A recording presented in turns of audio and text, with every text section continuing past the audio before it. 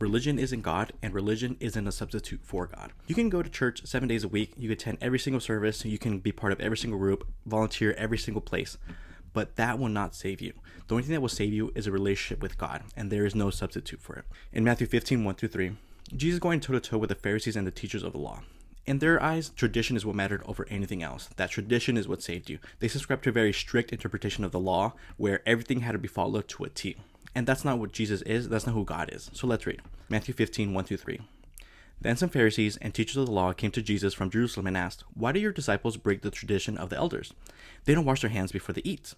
Jesus replied, "And why do you break the command of God for the sake of your tradition?" Some people don't go to church because they feel judged. They feel like they have to act a certain way, they have to dress a certain way, they have to conform to certain standards. If they're gay, if they've gone through teen pregnancy, if they've gone through adultery, they will be turned away. How do I know this? Because I've seen it with my very own eyes. I'm not anti-church or anything. I go to church once a week.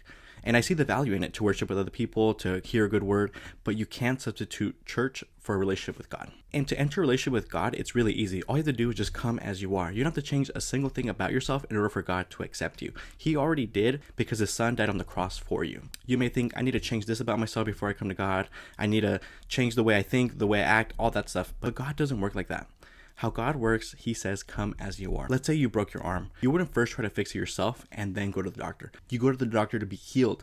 And that's what Jesus does. That's what God does. He heals us on the inside.